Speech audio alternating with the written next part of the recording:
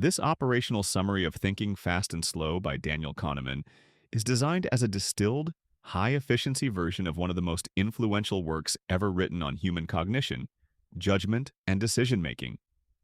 It condenses the book to roughly 20 to 30% of its original length, while preserving its conceptual precision and practical value.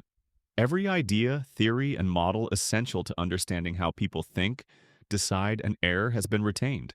Removed are redundancies, lengthy examples, anecdotes, and illustrative stories that, while vivid in the original, are not required for mastery of the material.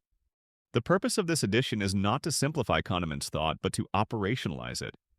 It is intended for those who need to apply insights from behavioral psychology, cognitive science, and decision theory to real-world contexts, such as business, intelligence, strategy, policy, or everyday reasoning, without the narrative weight of a 500-page book. Kahneman's work fundamentally reshaped our understanding of human rationality. By revealing the systematic biases that distort judgment and choice, he showed that the mind is not a perfectly logical machine but a dual system of thought. System 1 operates quickly, automatically, and intuitively. It produces impressions, feelings, and immediate reactions. System 2 works more slowly and deliberately. It analyzes, reasons, and corrects. But it is also effortful and easily overloaded. Most everyday decisions are dominated by System 1, while System 2 intervenes only when attention and effort are required. This summary follows the book's 5-part structure, offering a progressive understanding of how the two systems function and interact. It explains how heuristics, mental shortcuts, create both the efficiency and the systematic errors of human thought.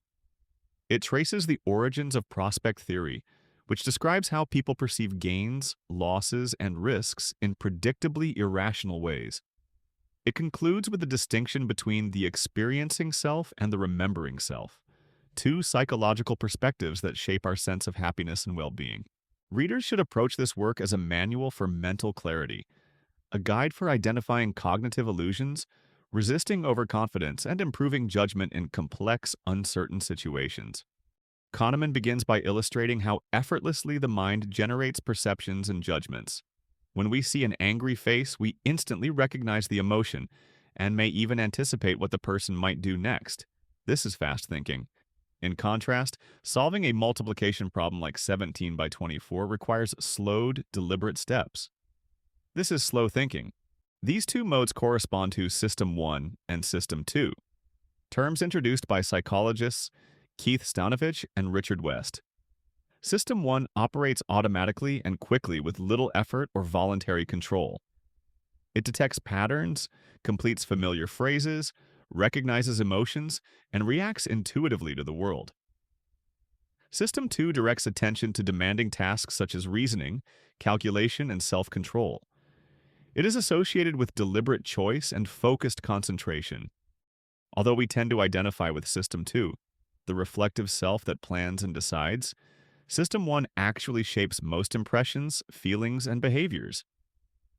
System 2 intervenes mainly when it encounters difficulty, conflict, or surprise. Otherwise, it simply accepts System 1's suggestions. Several examples reveal this dynamic. In the famous invisible gorilla experiment, people counting basketball passes often fail to notice a person in a gorilla suit walking through the scene. Their attention is so consumed by the task that obvious information goes unnoticed. The Mueller-Lyer illusion provides another illustration. Even when we know the two lines are the same length, we continue to see them as different. Knowledge belongs to System 2, but perception remains governed by System 1. System 1's automatic processes are efficient and usually reliable. They help us make quick judgments, detect danger, and understand language.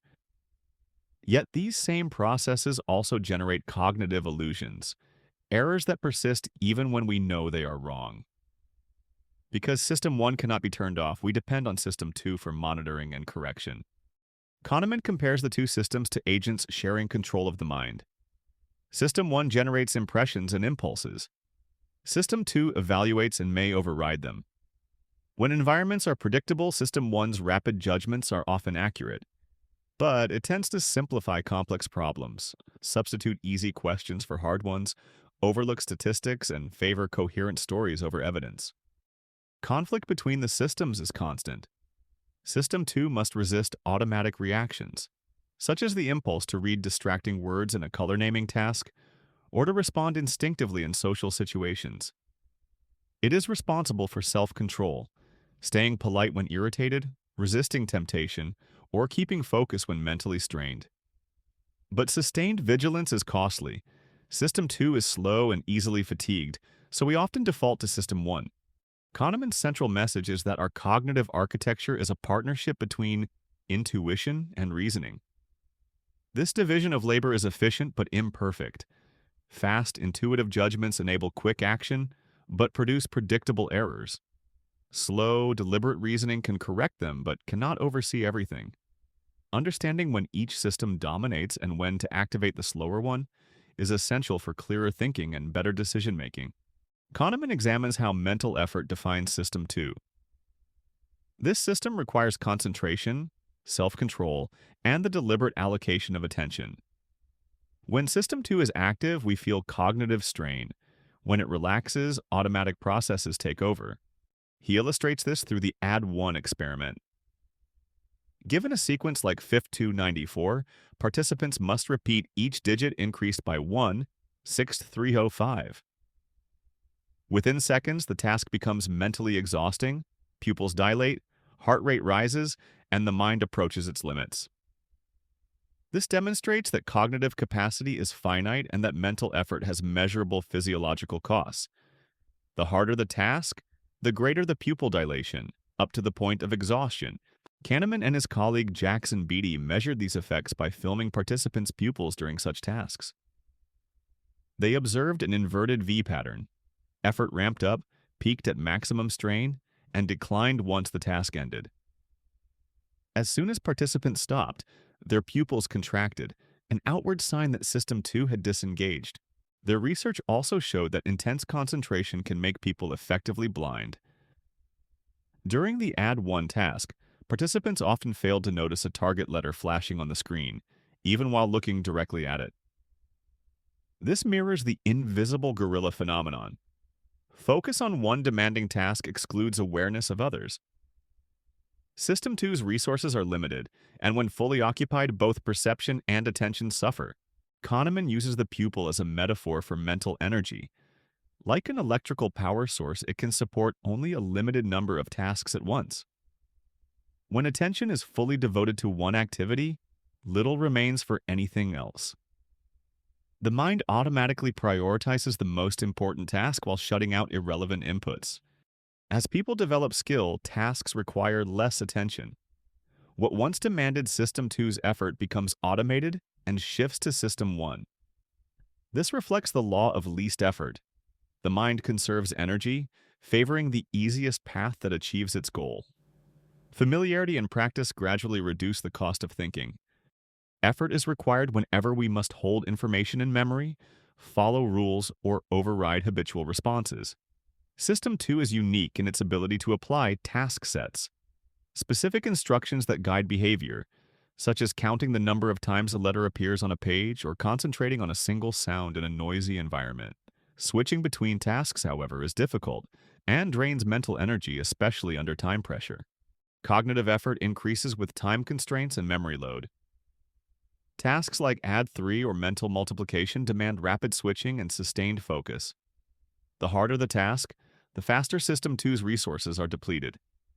Intelligence and skill can reduce this cost, but even the most capable mind is constrained by the limits of attention.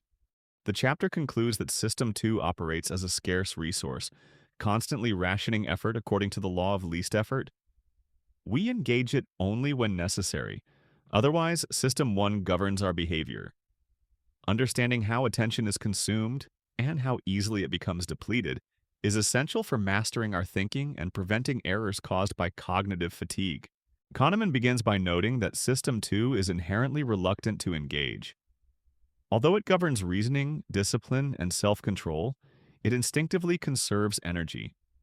Most of the time, it simply accepts the effortless suggestions of System 1 and rationalizes them. This cognitive economy allows smooth functioning but also makes us vulnerable to systematic errors and impulsive thought. The chapter centers on the law of least effort.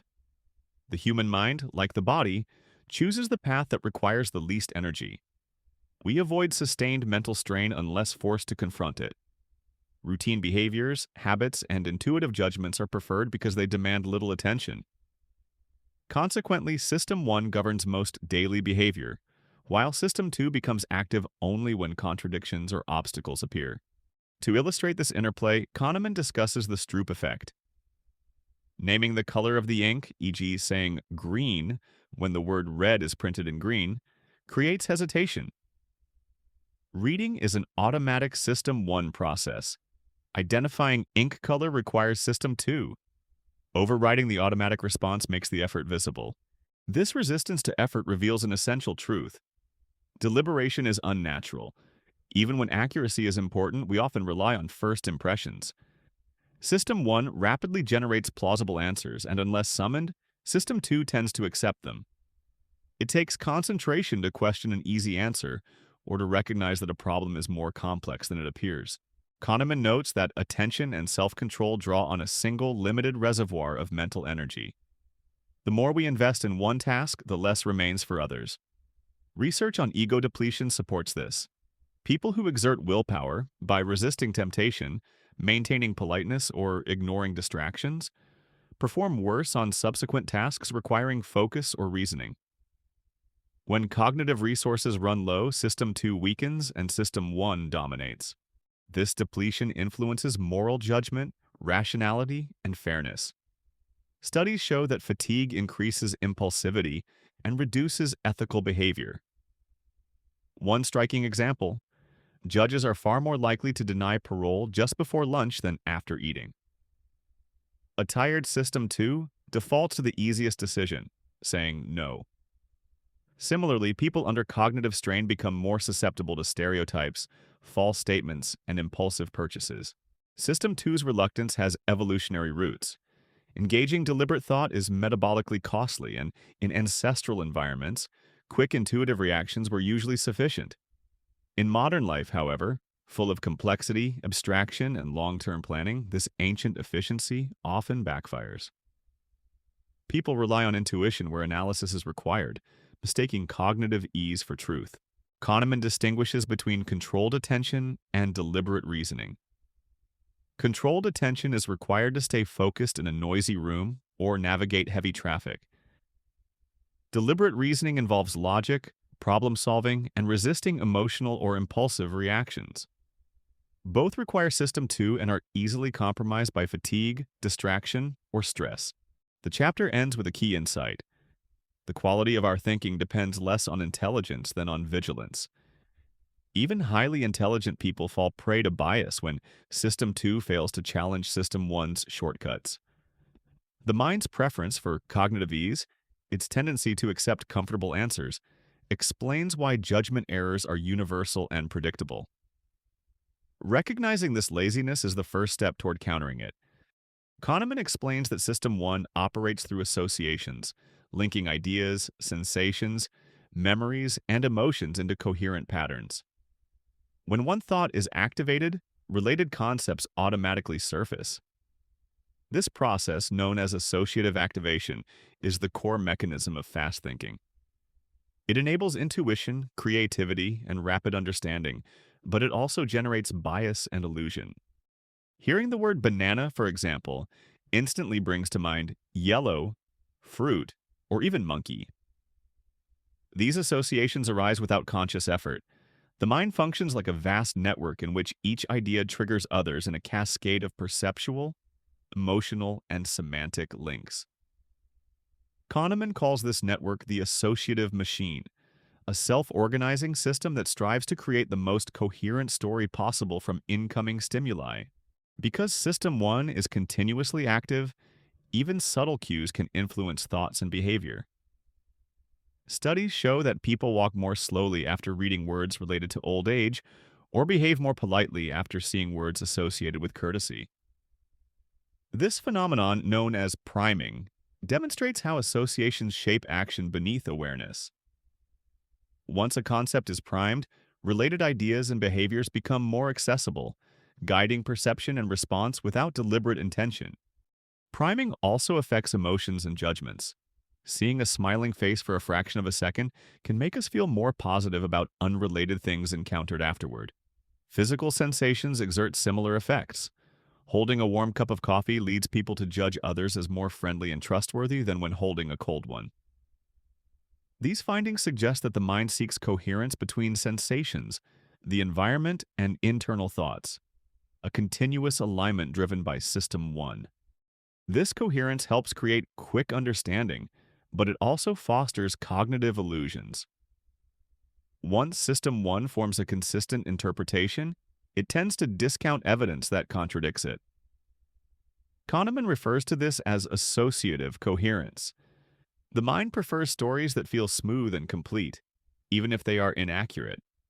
It fills in gaps, infers causes, and creates meaning where none exists, producing a comforting but unreliable view of reality. The chapter also introduces the ideomotor effect, the phenomenon through which thoughts or suggestions trigger subtle physical movements. Thinking about smiling activates tiny facial contractions. Imagining walking activates slight muscular responses. This effect helps explain how priming influences not just thoughts but the body itself. Kahneman further explores the halo effect, an associative bias in which one positive trait shapes our overall impression of a person. If someone is physically attractive, we tend to assume they are also intelligent or kind. System 1 quickly constructs a unified impression from minimal information. This same mechanism explains why first impressions are powerful. They become anchors that shape later judgments. System 1 operates automatically, so associative activation cannot be prevented. What we can do is learn to recognize its influence. With awareness, System 2 can intervene to question intuitive conclusions, though doing so requires effort. Without such intervention, the associative machine drives perception, memory, and belief according to patterns that feel right but may be entirely misleading. Kahneman concludes that the mind is designed for coherence, not accuracy. System 1 constantly constructs a narrative that links stimuli, emotions, and memories into a single, consistent interpretation of reality. This process is fast, efficient, and unconscious, but it also underlies many of our persistent biases. To understand human judgment, we must understand this machinery of association, a system that generates meaning everywhere we look, even when the meaning is an illusion.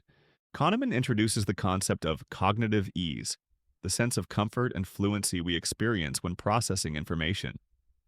When information feels easy to understand or recall, we are more inclined to believe it, to find it pleasant, and to judge it as more true. Cognitive strain, on the other hand, makes us more alert, analytical, and skeptical. The balance between these states determines whether System 1 or System 2 dominates our thinking. System 1 equates ease with truth. Familiar, clearly presented, or frequently repeated information seems more reliable. This illusion of truth is one of the most pervasive cognitive biases. A false statement repeated several times becomes more believable simply because it feels familiar. Politicians, advertisers, and propagandists exploit this tendency through repetition, simplicity, and rhythmic phrasing.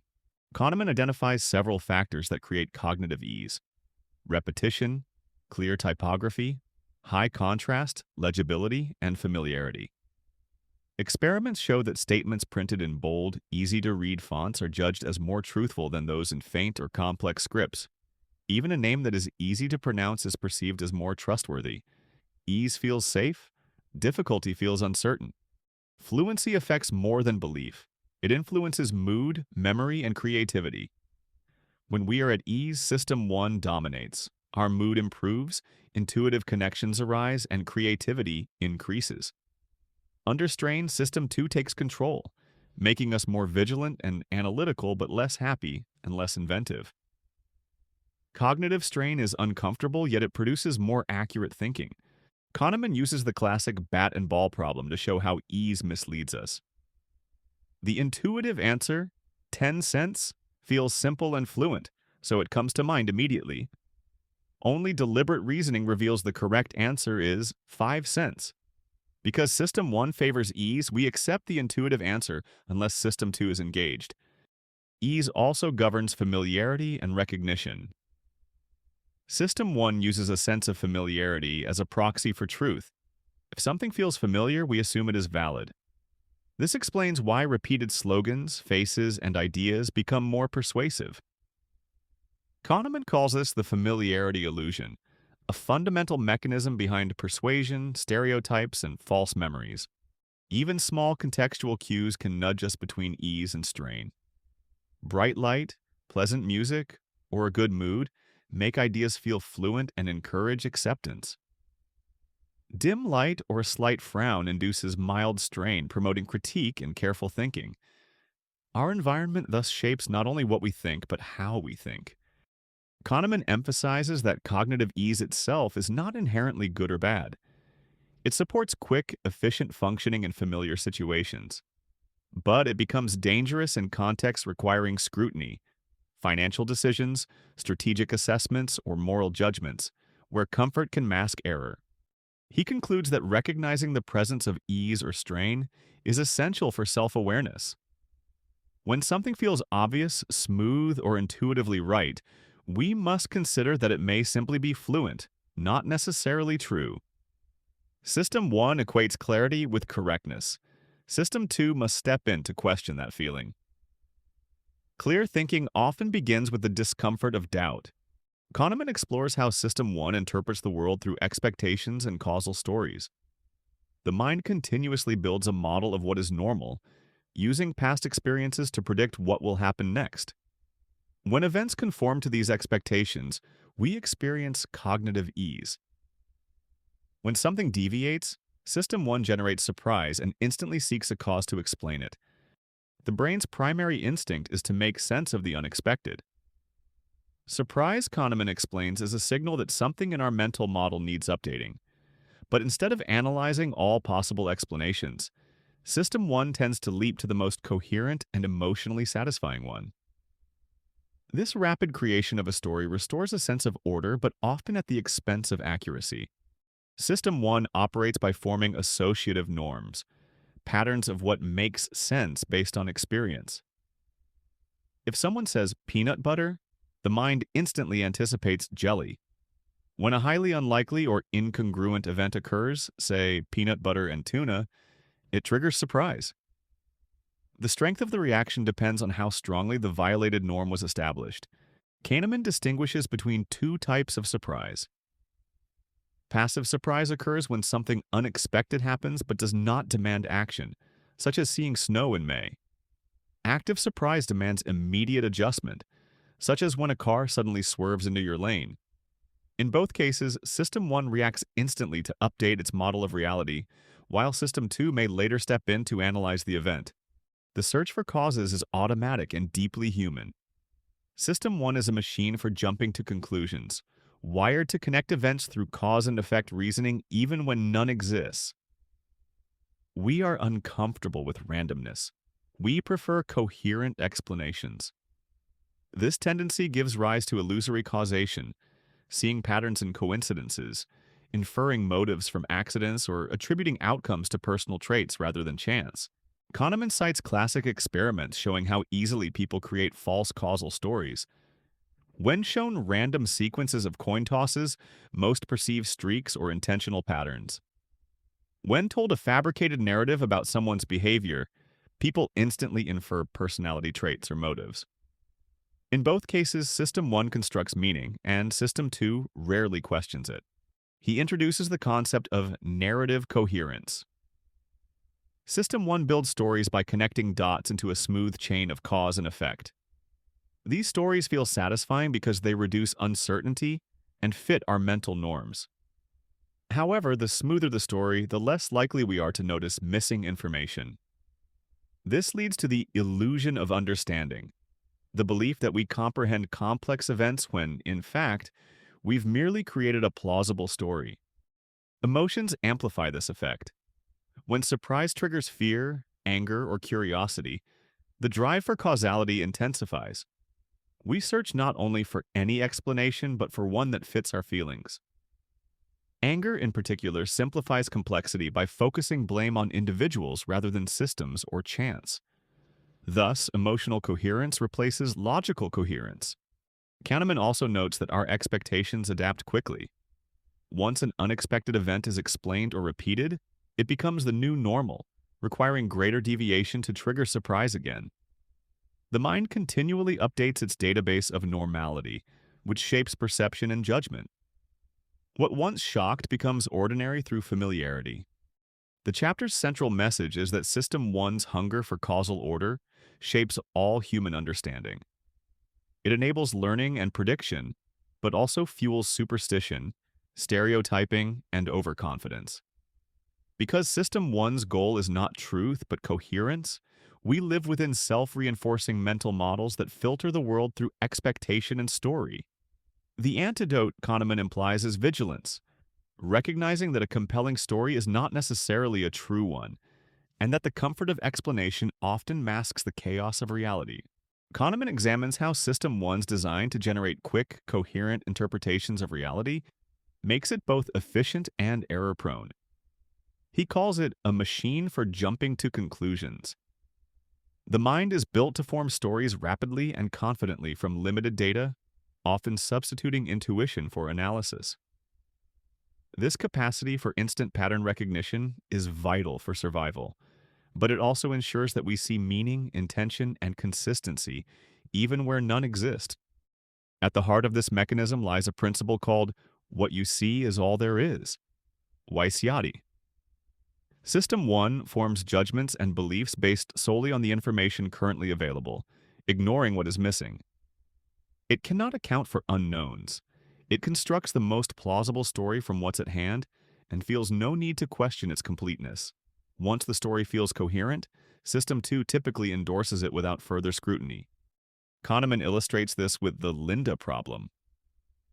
When participants are told about Linda, a young woman described as intelligent, outspoken, and deeply concerned with social justice, most judge it more likely that she is a feminist bank teller than simply a bank teller. This violates basic probability laws. The conjunction of two traits can never be more likely than one alone, but it feels intuitively correct because the description fits a stereotype. System 1 favors narrative coherence over statistical logic.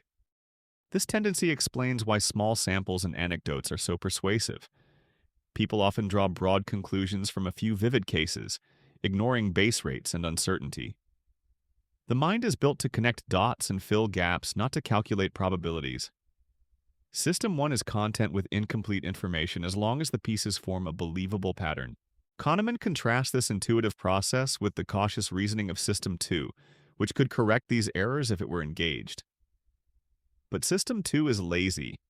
Unless prompted by conflict or surprise, it simply accepts System 1 stories. Thus, intuitive beliefs, once formed, are hard to dislodge. Even when evidence contradicts them, the mind tends to rationalize rather than revise. The same mechanism explains overconfidence. When System 1 generates a consistent narrative, confidence rises regardless of accuracy. People mistake the internal coherence of their story for external truth. This leads to illusions of understanding and prediction, particularly in complex domains like economics, politics, or intelligence analysis. Coherence feels like knowledge, but it is often a mirage. System 1 also projects coherence into causal thinking. If we observe a successful entrepreneur, we attribute success to skill and vision, ignoring luck and randomness.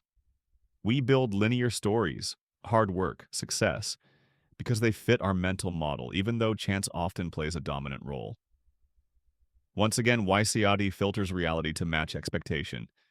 Kahneman stresses that intuition is indispensable. We could not function without it. But it is reliable only in stable, repetitive environments where feedback allows learning, such as chess or firefighting. In uncertain, complex fields, intuition easily turns into illusion. System 1's confidence is emotional, not statistical. The chapter concludes with a warning. Our brains are not designed to doubt their own stories.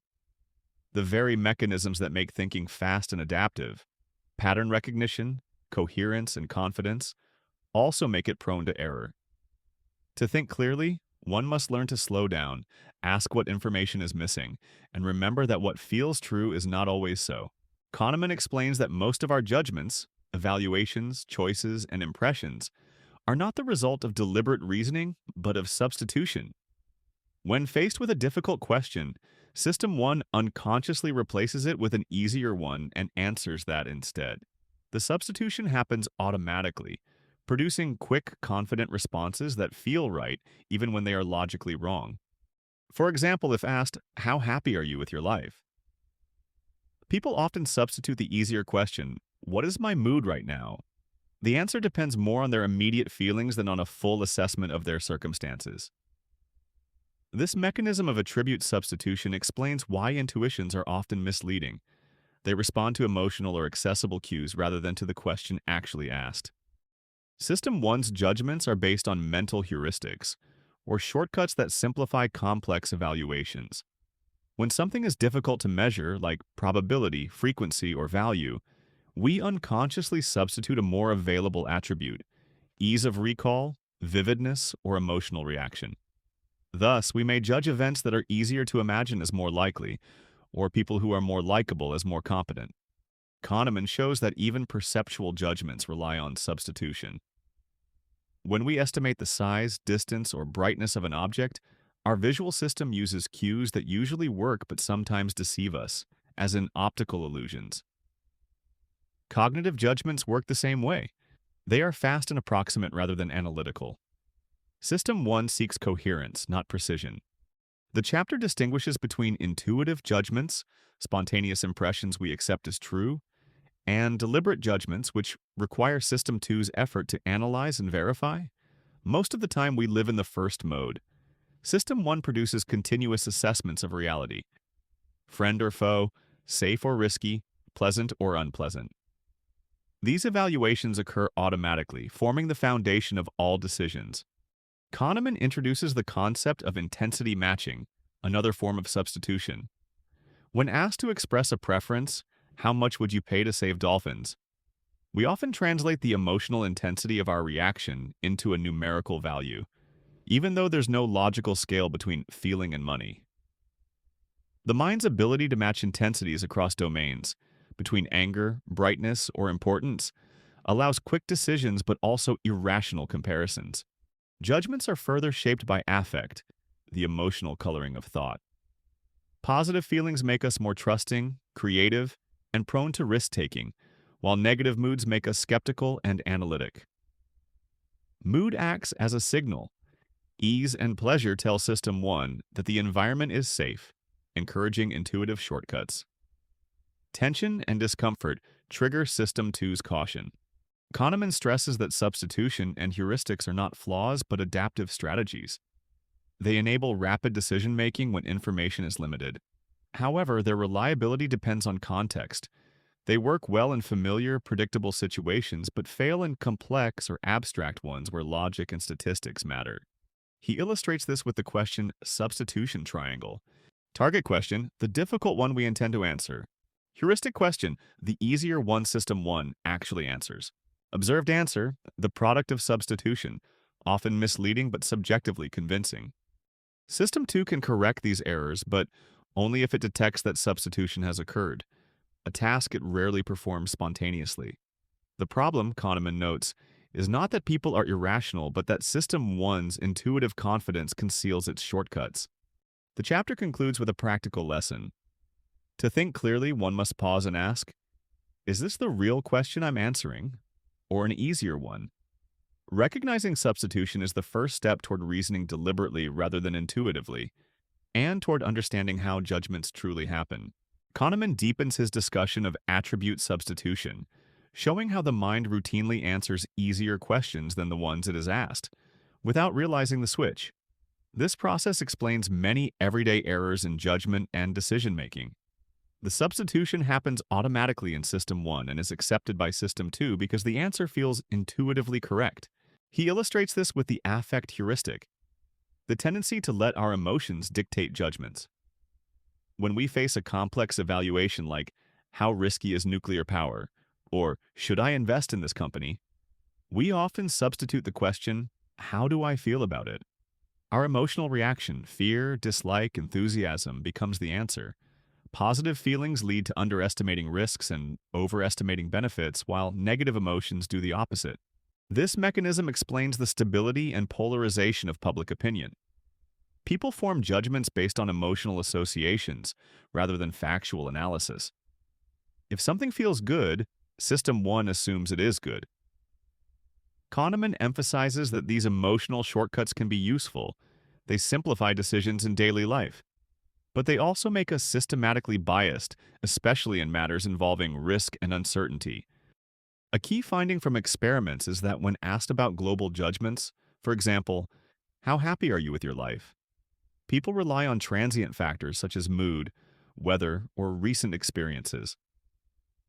Someone interviewed on a sunny day reports higher life satisfaction than someone asked the same question on a cloudy day. The current mood substitutes for the broader evaluation of life. Kahneman calls this process the mood as information effect. System 1 interprets how we feel as evidence about the world, even when the feeling has unrelated causes. If you are in a good mood, everything seems to be going well. If you are in a bad mood, you find flaws everywhere. Unless System 2 intervenes to correct for context, we mistake internal states for external reality. He also discusses visual and cognitive substitution, showing how our brains simplify quantitative questions into qualitative impressions. When asked to estimate the number of African countries in the United Nations, people don't calculate. They form a mental image of Africa and its relative size, then translate that vague sense into a number. This intuitive process is fast but inaccurate, driven by impressions rather than computation. Kahneman emphasizes that these substitutions occur because the mind is built for efficiency, not precision. System 1 generates answers that are good enough most of the time. System 2 rarely questions them unless something feels inconsistent. This trade-off between speed and accuracy defines human judgment. Another key insight is that emotion and reason interact rather than oppose each other. Emotions provide rapid evaluations that guide decision-making, but when unchecked, they dominate thought. Rational analysis requires recognizing when an emotional shortcut has replaced objective reasoning. For example, fear of flying persists despite overwhelming evidence of safety, because vivid memories of crashes trigger powerful, effective substitution. Kahneman suggests several ways to counter this bias. The first is awareness, recognizing that an emotional reaction may not correspond to the real question. The second is reframing, restating the problem in factual terms that engage System 2. Finally, one can delay judgment, allowing emotional intensity to fade before making a decision. The chapter closes with a broader reflection. The human mind evolved to act quickly, not to think accurately. Substitution is a feature, not a flaw. It allows us to function in a complex world without paralysis by analysis. Yet in modern life, where decisions often depend on abstract data and long-term consequences, the price of this speed is systematic error. Learning to detect when we are answering an easier question than the one asked is, Kahneman concludes, one of the foundations of rational thinking. Thank you for watching until the end. If you want to go deep down into the rabbit hole of marketing and persuasion, click the link in the description where you will find many fundamental books about copywriting, psychology, and persuasion. And don't forget to subscribe to the channel for more videos like this one. See you in the next one.